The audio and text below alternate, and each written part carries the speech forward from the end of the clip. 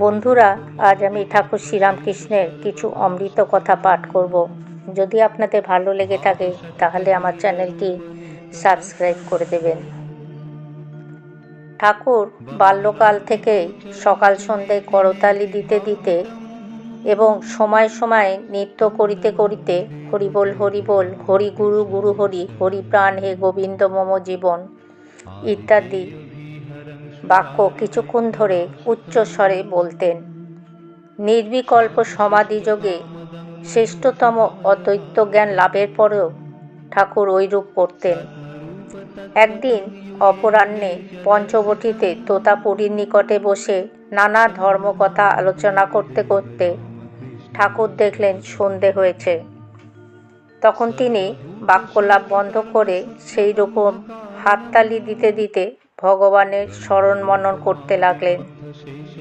দেখে তোতাপুরী অবাক হলেন। যিনি মাত্র 3 দিনেই নির্বিকল্প সমাধি করেছেন, তাহার আবার হীনাধিকারীর মতো এইসব কেন করা?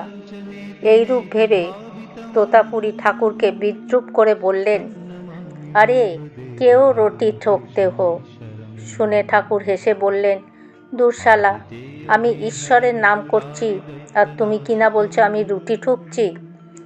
উত্তর শুনে তোতাপুরী হাসলেন ও বুঝলেন যে ঠাকুরের ঐরূপ করার কোনো বিশেষ অর্থ আছে, তাই উহাতে আর কোনো প্রতিবাদ তিনি করলেন না। আরেকদিন সন্ধ্যার পর ঠাকুর তাহার গুরুর ধ্বনির পাশে বসেছিলেন। বেদান্ত বিষয়ক আলোচনায় তাহাদের দুজনের মন তখন তন্ময়।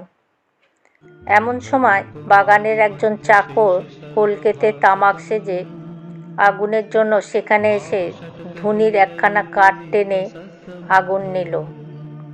ব্রহ্ম প্রসঙ্গে তন্ময় থাকায় তোতাপুরী প্রথমটা লোকটাকে দেখতে পায়নি।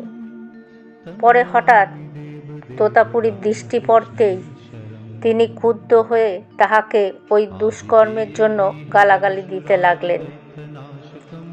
এমনকি চিমটে তুলে তাহাকে আঘাত করবার ভয় দেখালো। তোতাপুরীর এইরূপ ব্যবহারে ঠাকুর অর্ধবাহ্য দশায় হাসির রোল তুলে বলে উঠলেন, দুঃশালা দুঃশালা, এবং ওই কথা বারবার বলতে বলতে ঠাকুর হেসে গড়াগড়ি দিতে লাগলেন। তোতাপুরী শিষ্যের এইরূপ আচরণে আশ্চর্য হয়ে বললেন, তুমি অমন করে হাসছ যে? লোকটার কি অন্যায় দেখো দেখি। ঠাকুর হাসতে হাসতে বললেন, তা তো বটে, কিন্তু ওই সঙ্গে তোমার ব্রহ্মজ্ঞানের দৌড়টাও দেখছি। এই মুখে বলেছিলে ব্রহ্ম ছাড়া দ্বিতীয় সত্তা নেই, জগতের সকল বস্তু ও ব্যক্তি তাহার প্রকাশ, আর পরক্ষণেই সব ভুলে মানুষকে মারতে উঠেছ। তাই হাসছি যে মায়ার কি প্রভাব। তোতাপুরী এই কথা শুনে গম্ভীর হয়ে কিছুক্ষণ চুপ করে রইলেন। তারপর ঠাকুরকে বললেন, ঠিক বলেছ, ক্রোধের সকল কথা বাস্তবিক ভুলে গিয়েছিলাম। ক্রোধ বড় খারাপ জিনিস। আজ থেকে ক্রোধ করব না, ক্রোধ আমি ত্যাগ করলাম। ইহার পর বাস্তবিকই তোতাপুরী ক্রুদ্ধ হতে আর দেখা যায়নি।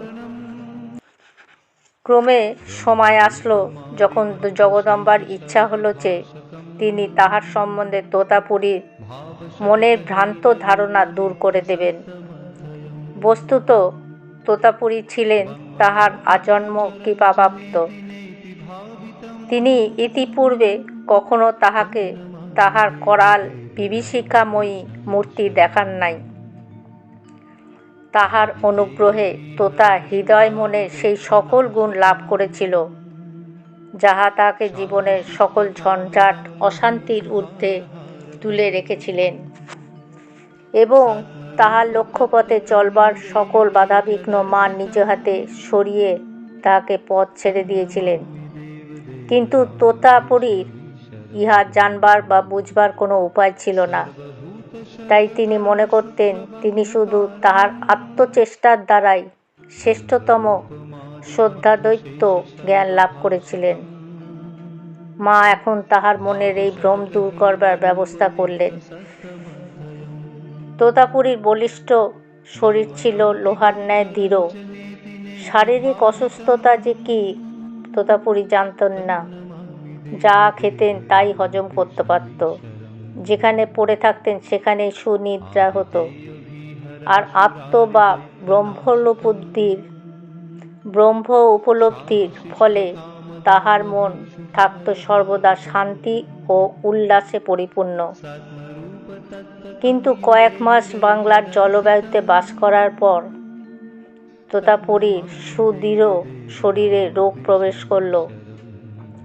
তিনি কঠিন রক্ত আমাশয় রোগে আক্রান্ত হলেন। দিবারাত্র পেটে মোচড় ও যন্ত্রণা।